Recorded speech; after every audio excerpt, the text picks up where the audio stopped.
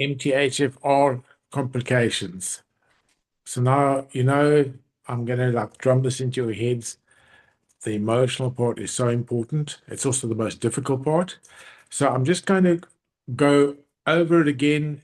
Last week's lesson was really big on it and really in depth. I just want to get this into your head, almost like repetition, so that you don't even have to think and you'll know what to do and understand it better. After that, whatever it is that you're working with, maybe they don't know themselves, or maybe they're too embarrassed to tell you, or whatever it is, then you're going to go with the physical causations. Right. So here's just a quick summary. We look at the emotional causation, as I said, and that's the never been well since. That is the big trigger that caused the problem in the first place. This is the trigger that made them that made the shock that caused them to go into the disease process, that overwhelmed the body's defense mechanism. The next thing you're going to want to do is you want to set the expectation right. So many people with chronic disease are like a ship without a rudder. Oh, okay, well, another month goes by and I'll try this and I'll try that, and they really don't have direction. They're just grasping at straws. And you really want to give them hope, so set the right expectation. Because a lot of people have been disappointed repeatedly, or they have the doctor doesn't give them a sense of being able to beat this thing. You want to give them hope. I can be healed. And let me tell you, we're supernatural beings. There's no reason why we can't be healed.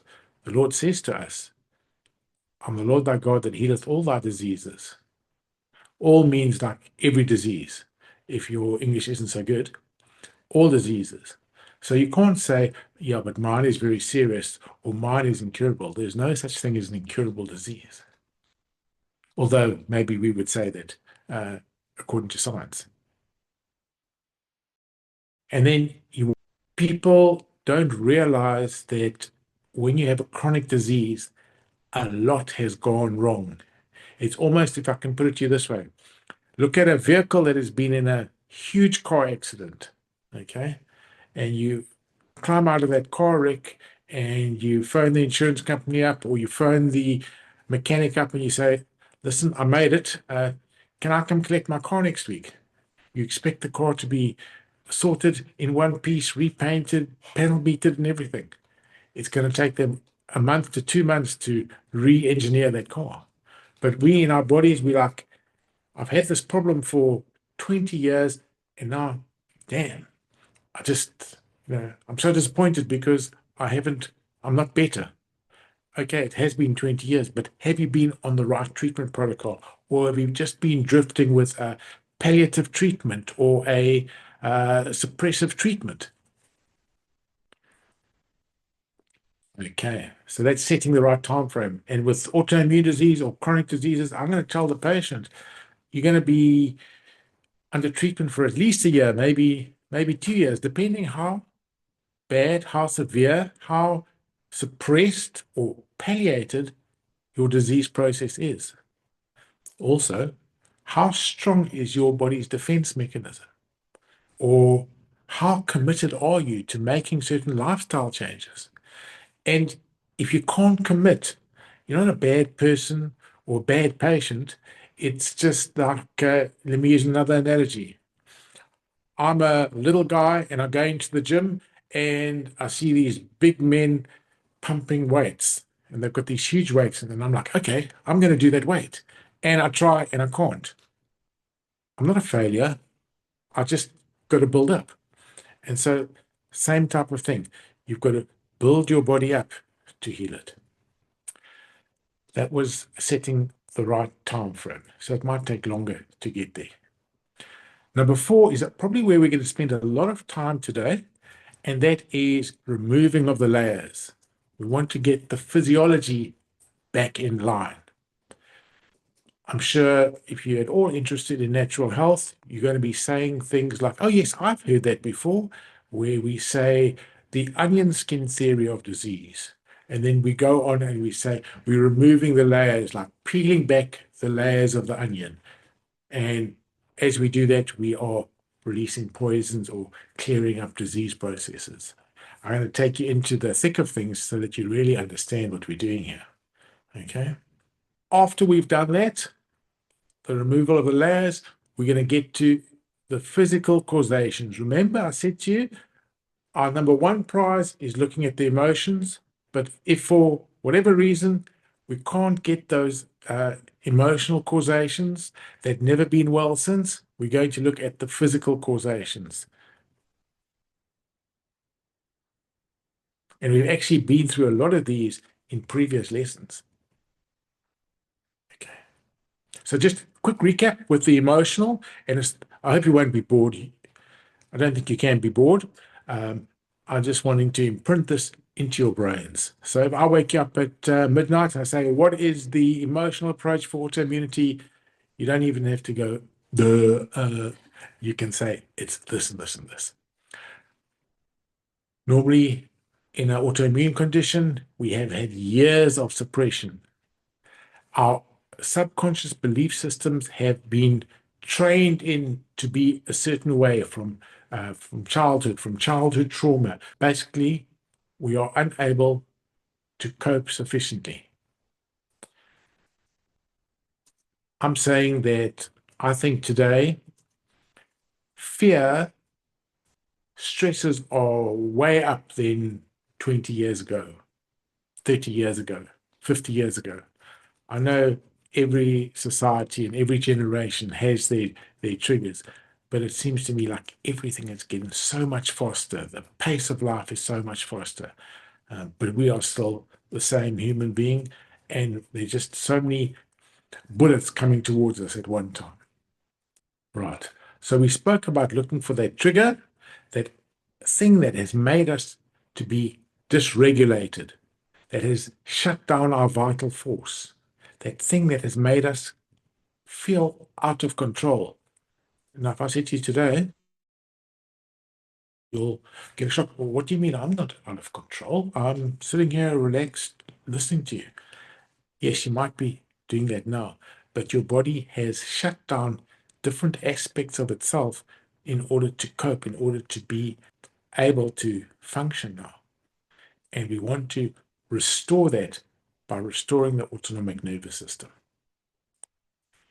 And we want to reverse the autoimmune dysfunction.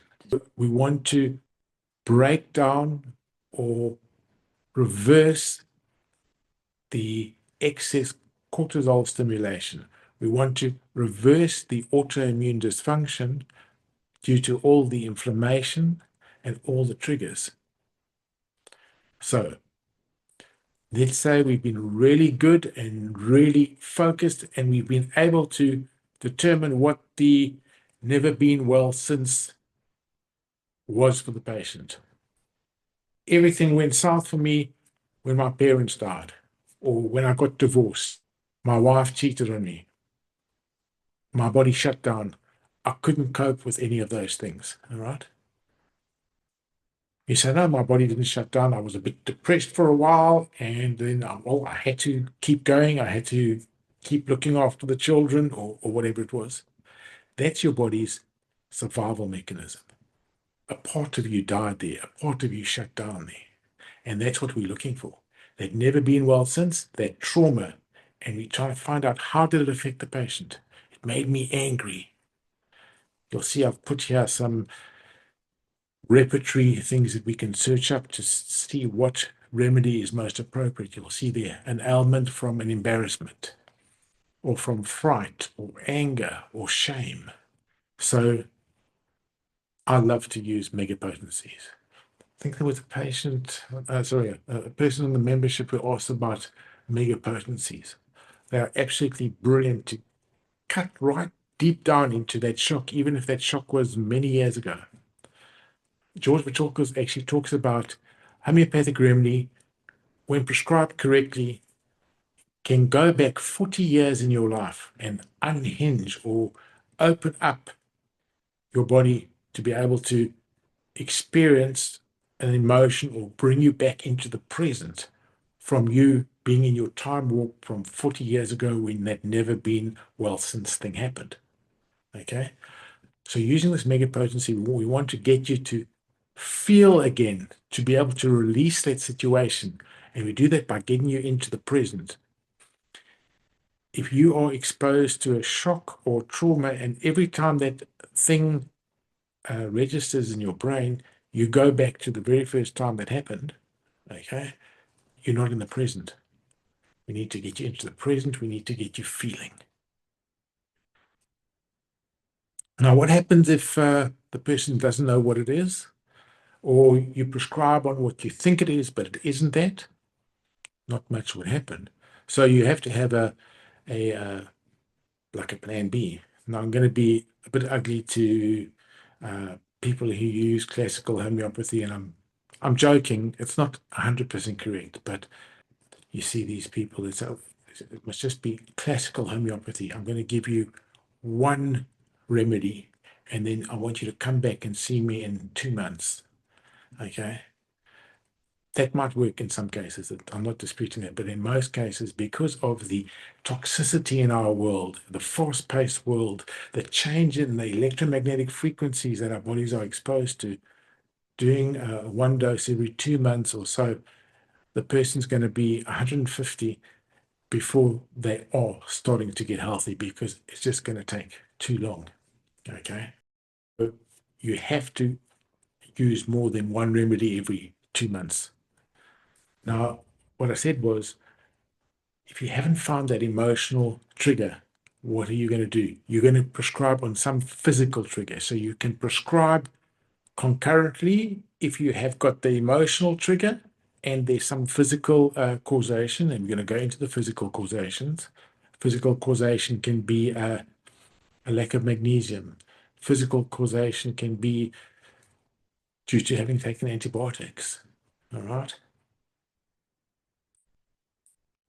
So we're looking for this physical causation, and most of the time you're going to try and find a physical causation maybe related to some type of shock, some type of shock, some type of shock. It doesn't have to be the main shock, but you just want to start loosening things up on the body's defense mechanism. So you could consider shock remedies like opium, and that starts to recalibrate and get that autonomic nervous system to feel. Aconite is also really good for fears, all different types of fears.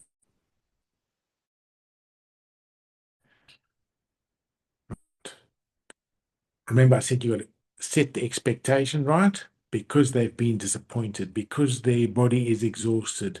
You've got to give them hope.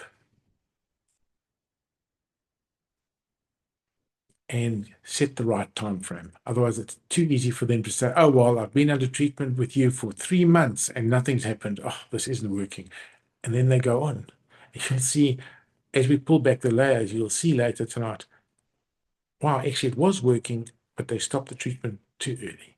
Or it was working, but they didn't interpret what was happening.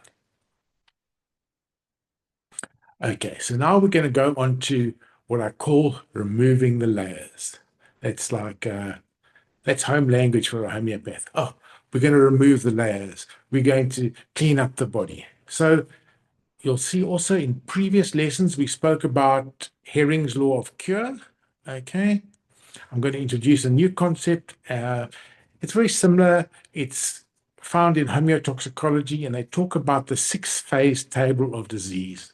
Now, this table, as you can see there, is a table indicating or showing how the body deals with disease processes.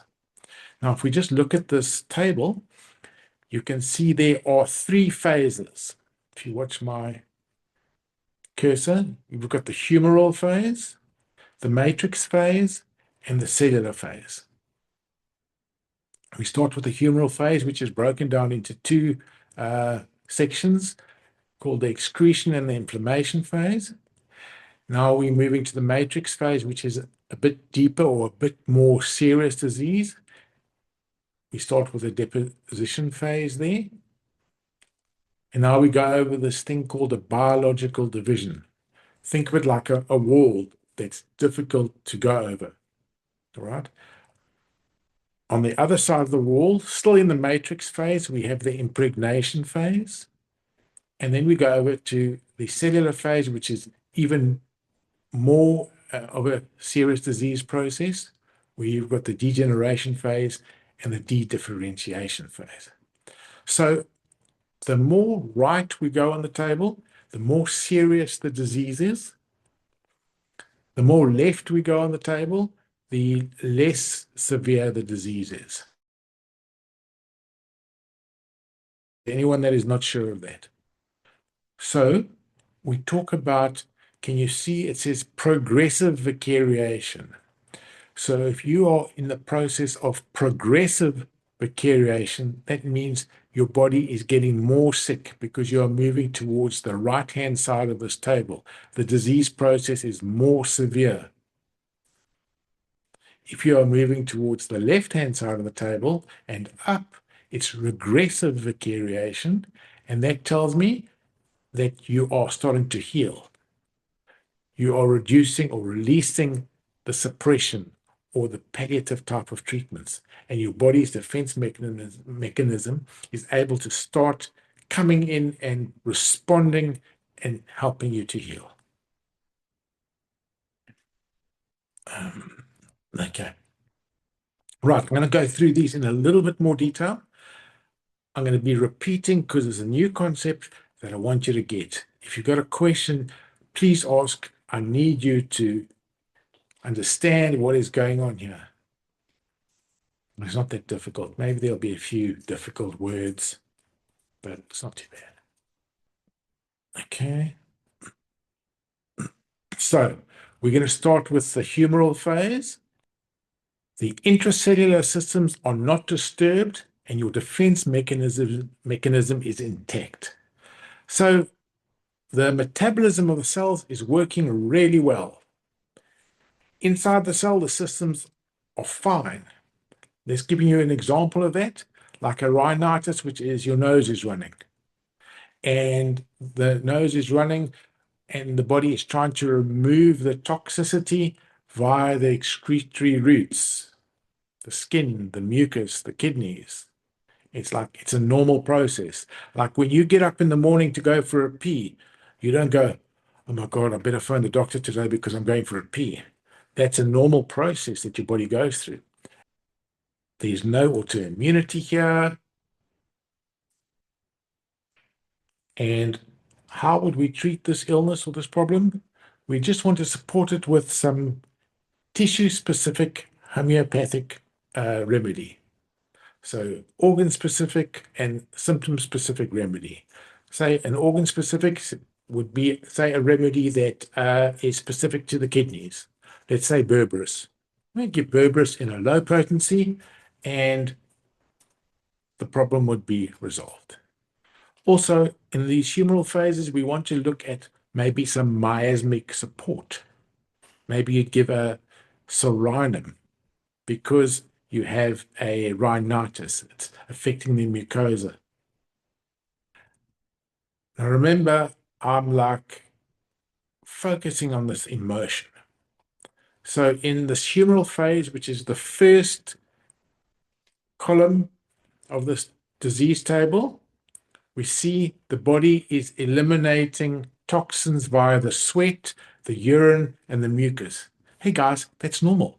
My body is doing its job, but maybe it's struggling a wee little bit. Like I said, you're going for a pee, no problem. It's eliminating things out. Let's have a look at what is the goal of your body in this humoral excretion phase. It wants to detoxify and restore the health using the body's natural defense mechanisms. Great. Tick, tick, tick. We're doing it. So some examples of that would be, say, a runny nose, or if you're sweating, maybe a mild diarrhea. This is homeopathic language. Oh, my kid had a slight diarrhea. You're saying, oh, great. The body got a few toxins in, it just wants to clear it out. where if you're a medical doctor, you go, wow, listen, let's give some antibiotics. They are wanting to palliate or suppress that. I'm being quite, maybe you'd see it as derogatory towards the medical profession. That's not my reasoning. I want to show the huge difference between the two. Okay. Let's have a look on the emotional level, what happens. So in this humoral phase 1, where remember we said it's kind of normal what the body is going through,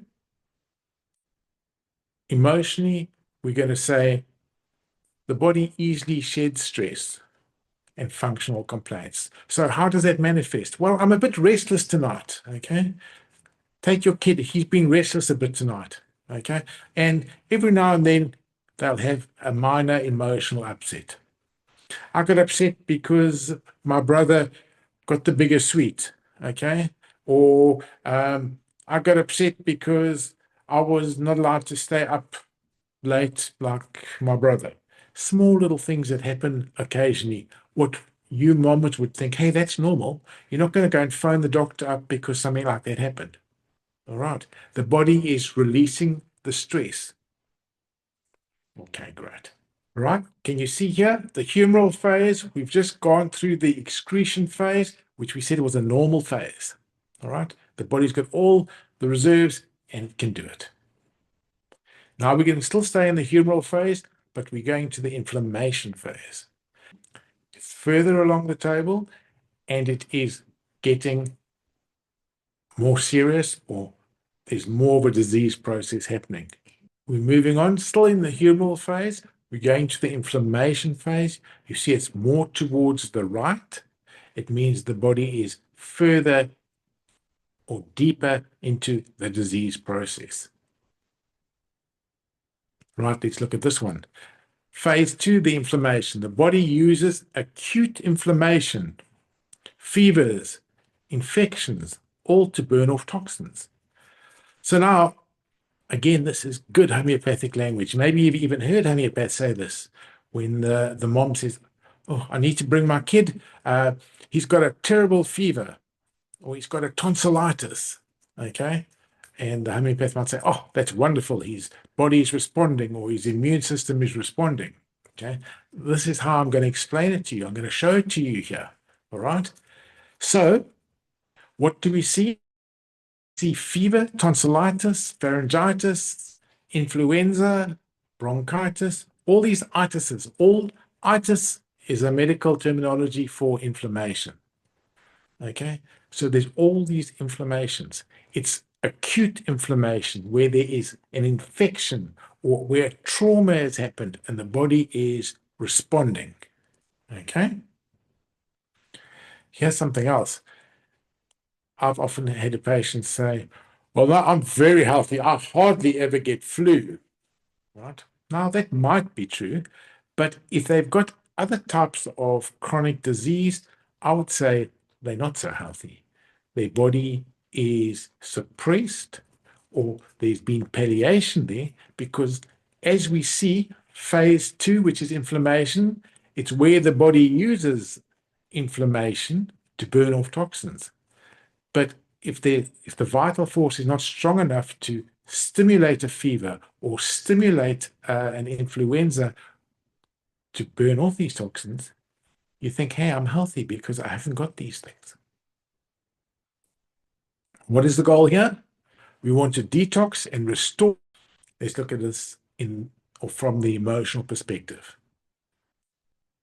Emotionally, if we were in the humoral inflammatory phase, we're going to be saying there is an acute expression of emotion. I quickly get angry. There's a catharsis, there's a release, or I feel grief. Can you see I'm feeling it? There are sudden outbursts, okay? Or there's fever with emotional release, or there would be a crying episode. These are all emotional detox symptoms. And after I've cried, after I've had these releases, I feel so much better. Okay? Right. So we finished the humoral phases, 1 and 2. Now, if we're going to go into a deeper state of disease, we're looking at the matrix phases. Let's show you there. Can you see we've gone into the matrix phase? We're starting with the matrix deposition phase. Here, the structural components of the cell are damaged or compromised. And by these structural components, we say that the structural scaffolding of the cell is affected. The collagen or the elastin fibers, the proteins or the carbohydrates are damaged. Okay? Cell damage inside the cells, which leads to degenerative changes. The enzyme systems and metabolism is affected. You might not be able to stimulate a fever. All right?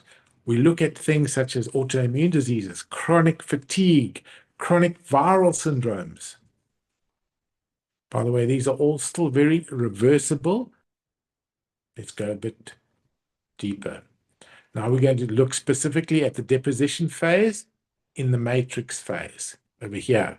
So it's the third column, just before the biological division. What happens here? Toxins accumulate in the extracellular matrix.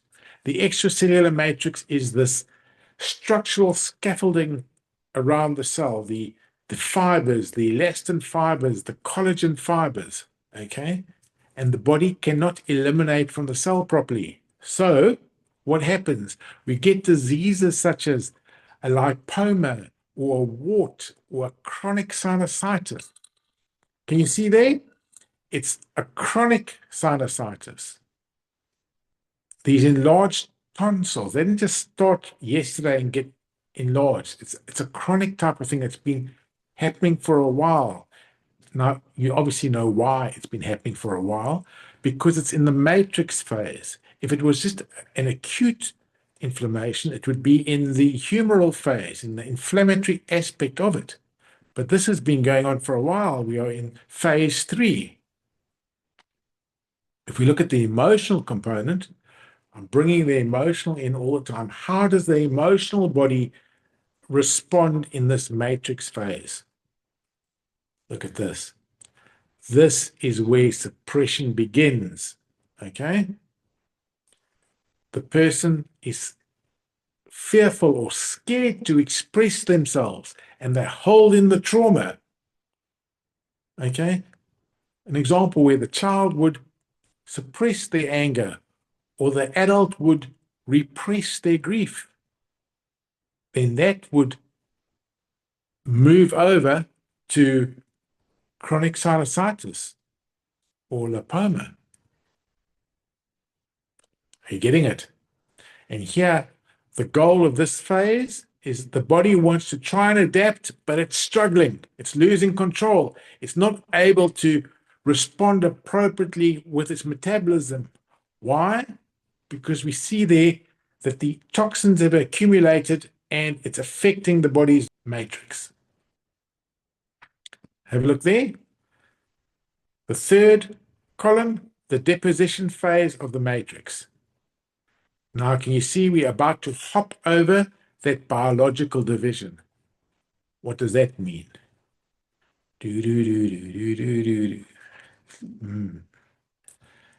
So here we go. This biological division line, so it separates the reversible disease from the irreversible disease. Okay? So when you go past this deposition phase, it's more difficult to get well. It'll take longer to get well. The body has been more severely damaged. The reserves are not there to help it to heal. So you see there, I've written a shift where the body is able to keep control and heal spontaneously, to where the damage is deeper, and often there is degeneration or neoplastic changes. So let me take this back to where we said you must give the patient the appropriate amount of time. So can you see if their disease is on the other side of that biological division, maybe they have degenerative changes and it takes a long time for the body to regenerate or recover. Maybe the patient is recovering, but they just think, oh, it's not happening, it's taking too long, and they stop treatment. That's why it's so important for you to give them good advice. This is going to take a year. This is going to take 2 years. Let me try and put this into a good context. The patient improves from a higher numbered phase to a lower numbered phase. So if you're going to go from the matrix impregnation phase to the humoral inflammation phase, that is an improvement, what we call regressive vicariation, positive healing. But if you're going to be going towards the right of that table, it's called progressive vicariation. There's a worsening of the illness. So if you are below that biological line, your system is more dysregulated. You are suffering with more chronic diseases, autoimmune diseases, fibrosis, cancers. Let's look at the emotional aspect. If you are above the line, that is in the humoral aspect or the first part of the matrix, you are still able to express emotion. If you on the other side of that biological line, you start to suppress. I can't say what I need. I start to dissociate. And these things can often be subtle.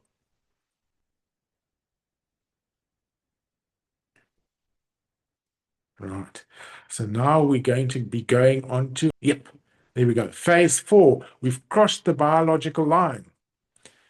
What is happening here? Toxins are entering the cells and altering the cell structures. So it cannot function as it is meant to. See those diseases that start forming here: fibrosis, chronic infections, Lyme's disease, ulcers, sclerosis, which is hardening. That's stuff that's been going on for a long time to start manifesting like that. Now, in this phase 4, what is the body trying to do? It's trying to adapt. It's trying to change. It's trying to heal, but it's not that successful. It's kind of like losing control, but it's still trying to put on a brave face. This is chronic diseases that have been there for a long time. Another way I could maybe say that is your body doesn't have enough reserves to be able to heal. If we continue on in the matrix phase and impregnation, that is phase 4, where toxins have entered the cells and change how these structures work, causing fibrosis, we see from an emotional perspective what has happened here. The trauma is so deep-seated into the tissues, we see it says here, it's encoded in tissues. It's in the subconscious mind. It has been, you've almost been indoctrinated into those feelings. And that comes out as childhood trauma, and it manifests in the physical as autoimmune disease, compulsive behaviors, PTSD, post-traumatic stress disorders. Okay, that's what we're seeing here that the body is trying to deal with. You can see it's real deep-seated trauma. That's why it is on the right side of the biological division. So the body is trying to adapt, but it's losing control. It's losing the fight, if I can put it that way. The chronic conditions are getting more chronic and more entrenched here. Now we're going to move even further to the right, which means more disease or more serious consequences. This is the cellular phase of the table, and we're looking at phase number 5, degeneration. Now here we see the cellular structure is totally broken down in this cellular degeneration. The tissue has started to degenerate. So when tissue degenerates, it can't perform its original function. We look at diseases such as liver cirrhosis, okay, hardening of the liver. The liver is not able to perform its metabolism. Alzheimer's, that is so frequent and common today. Typically, this cellular phase is also known as the cancerous phase or neoplastic phase. You see their cells lose their normal function and become malignant. Chronic autoimmune inflammation. This leads to cancer, which is also so common today. Now, if we look at it from an autoimmune perspective, we see how Hashimoto's thyroiditis, i.e., autoimmune condition of the thyroid, can progress to a thyroid lymphoma because of the worsening of the condition. Or we want to have a look and we see irritable bowel disease can progress to colon cancer. This is the progressive vicariation here. It's getting worse. Right. So that is the general cellular degeneration phase. If we're looking at phase number 5 here, they talk about the degeneration phase. Functional and structural cell damage occurs. There's organ failure and damage, atrophy. The tissue structures are not able to perform anymore. As we said, cirrhosis, Alzheimer's, Parkinson's, diabetes type 2, multiple sclerosis, macular degeneration. So what we see here, the body is totally overwhelmed, totally out of its depth. Its ability to start to recover and regenerate is very limited. I think we're saying that the typical medical interventions are not going to change the state of our body's health. The vital force has not got the ability to recover here. We have to really pull a rabbit out of the hat. And according to me, that is, we have to look to the emotional. Yes, you would look to maybe changing the oxygenation or changing the pH of the body. Absolutely. But in these cases, I see there are huge emotional blocks. If we have a look at from the emotional perspective, we see there's loss of self, despair, and emotional numbing. That's a pregnant pause. Let that set in for you. Okay, suppressed grief. I mean, MS is a serious illness. There's inner paralysis. Or, as you see, the diabetes with emotional resignation. Often I see cases where the patient comes and they have diabetes, and when you do the never been well since, yeah, since my partner died or since my mother passed on, especially in people who are very sentimental, they seem to not be able to cope or not continue in their lives when their parent has passed. Or maybe it was even a very traumatic passing. It shuts them down. They're in phase 5. If we go to the dedifferentiation division of the cellular phase, which is the last or the most severe phase on the right-hand side of the biological division, we see there the cells lose their identity and control, leading to definite tumor or cancer formation. Interesting. I got a question that was asked, how do I know what is the state of the vital force in a patient who has got stage 4 cancer? Well, can you see they are in phase 6? There's definitely a shutdown. There's definitely unresolved aspects that the body doesn't know how to develop or clear up. We see the illnesses such as cancers, leukemias, metastases. A glioblastoma is a brain tumor, very severe, very aggressive. And as you can see, the body's overwhelmed and is not able to recover here.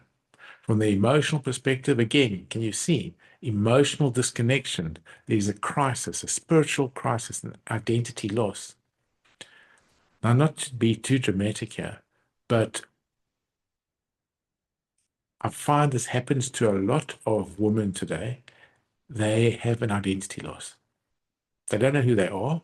They are married to somebody, or they are mom to 3 children, or whatever it is, but they are just going on almost like a machine, repetition. They are not able to feel, or they're not able to even express what it is that they are wanting, or what it is that is making them happy to be alive. They just go on like a machine, just every day doing this, doing that. And this is often what I see with the autoimmune type, I call it personality. They are just going on. No look to see or no change because of this unresolved trauma. From the emotional perspective, we see, who am I now? It's a deep, searching question that can often bring up a lot of pain as they do it. But with the help of megapotency homeopathy, it's amazing what can be done here. So now that we know that, now that we've been through the 6 stages or phases on this biological table, I'm going to ask, which maybe I hope to most of you will be a rhetorical question. Can you understand now why chronic disease may take a long time to heal? Okay. Is it more pertinent to you now why you could maybe be a bit easier on yourself, a bit kinder to yourself if you've got this condition and it's taken a longer time to heal, or a longer time in your mind? Maybe because your expectation wasn't set properly, or maybe because you don't understand everything that the body has to process and go through to recover the health. Maybe now you'll notice the importance of using Hering's law of cure as a almost like as a GPS to see how you are progressing, or maybe you are regressing. You can see it with looking at Hering's law of cure. And also going with it, the importance of the emotional healing, to be in touch with your emotions. Now, it might be a bit controversial here.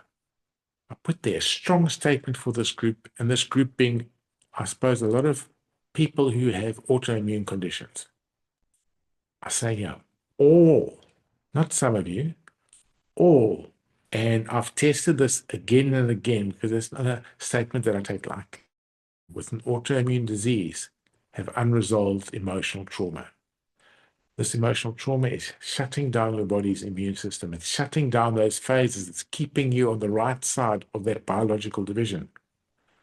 And until, maybe I should also put that until in red, until you are able to clear this, until you are able to express who you are, until you can start to accept yourself and allow the vital force to flow, you're going to remain stuck.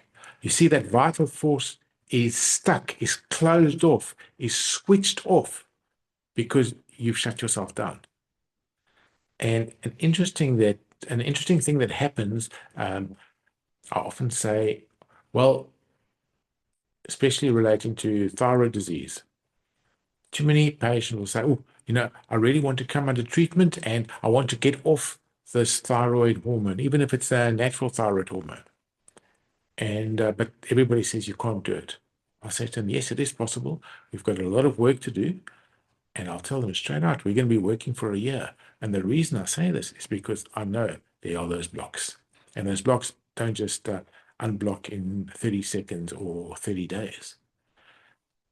So that is the vital force being blocked. So we need a support. We need that thyroid hormone to come through because our vital force is not producing or allowing the body to produce it. So when you see your body is able to start producing its own thyroid hormone and you don't need that supplementation, this might be another way for you to say, oh, yes, I think that vital force is kicking in. I want to look more at the mind-body connection in respect to homeotoxicology. Where does homeotoxicology place the emotion? Do they see it as very important or not? So emotions in the psyche are seen as part of a toxic load, or they call it a homotoxin, okay? The biological terrain, your body's terrain is blocked or intoxicated. One of those homotoxins is an unresolved emotion.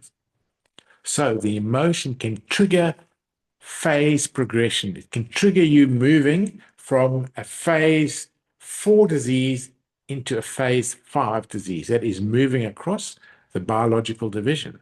Some examples can be with phase progression, suppressed grief, then that grief is not dealt with, you might start developing chronic asthma, and then that can go into some neoplastic disease. You see, it's moving towards the right of that table. When emotions aren't dealt with, it blocks healing. It blocks that vital force that we were talking about. For example, unresolved fear can lead to autoimmune flares. Now, these emotions can be released during regressive vicariation. What is regressive vicariation?